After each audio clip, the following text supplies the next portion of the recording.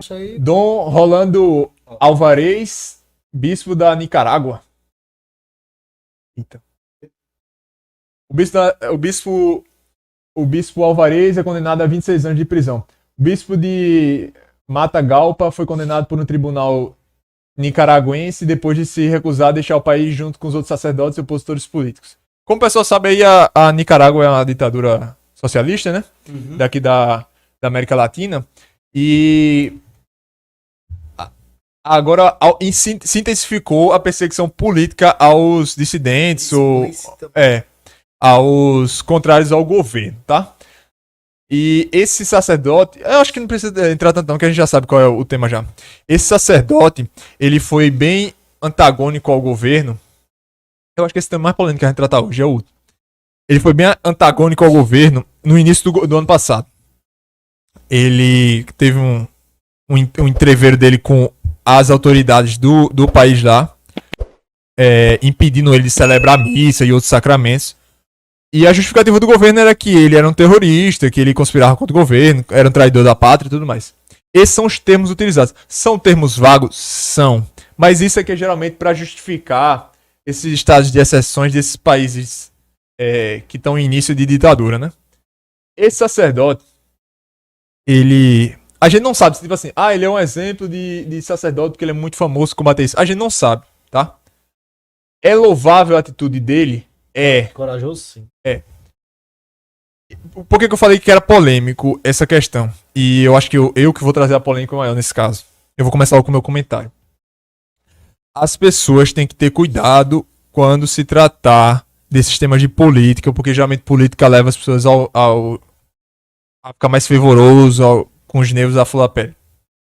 Ele é um sacerdote que foi preso. Ele foi preso, ele se recusou a ser deportado e por isso foi preso. Essa é a explicação. Porque se ele é deportado, não seria preso. Ele ia perder a cidadania e nunca mais ia voltar ao país. Essa é a questão. Agora ele vai ter que ficar no país. Qual é o meu ponto para deixar para as pessoas como ponto mais alto?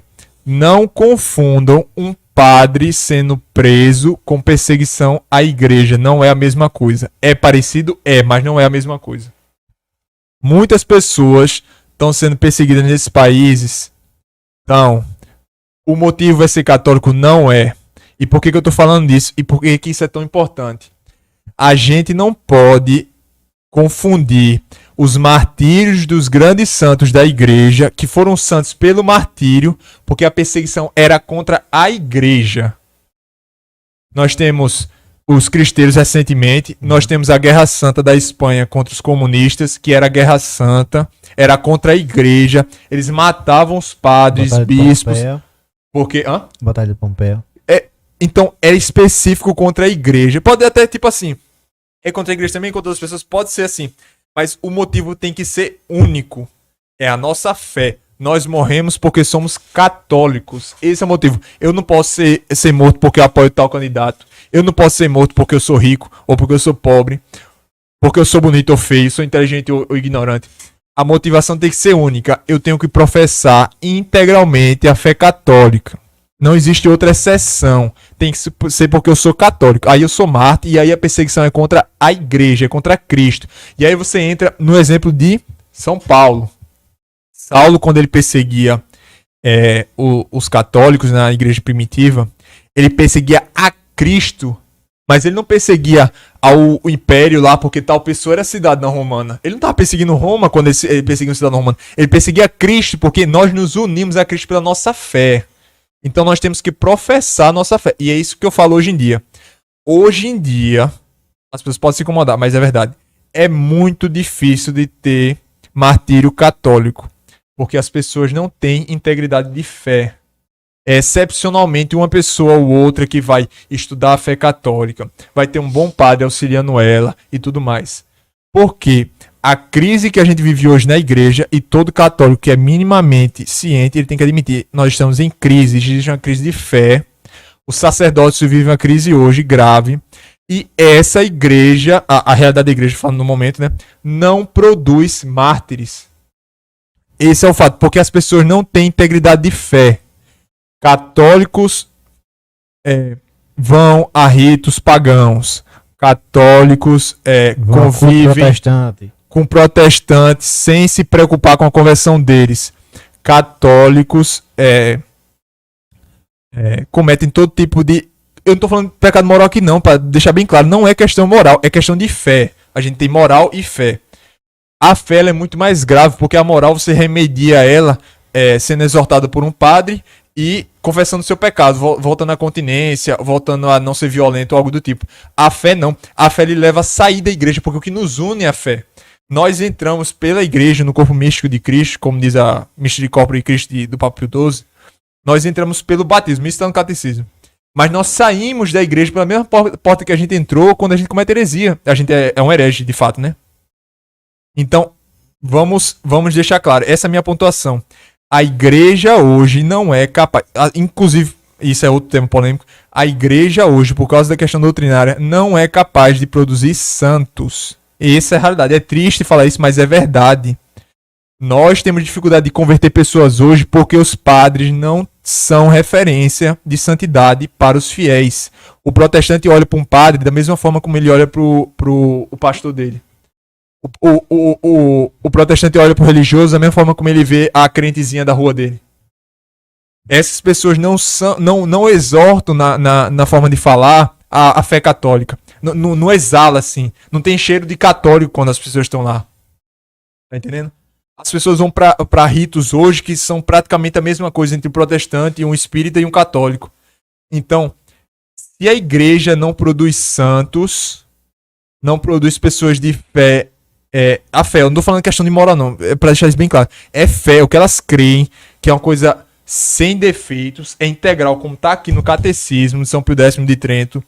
Se não tá dessa forma, essa pessoa não tem pelo que morrer. Se você não tem fé integral, não tem pelo que você morrer. Não faz sentido. Porque o que acontece com a heresia? Que as pessoas não percebem isso. E as influências políticas são muito negativas nesse sentido.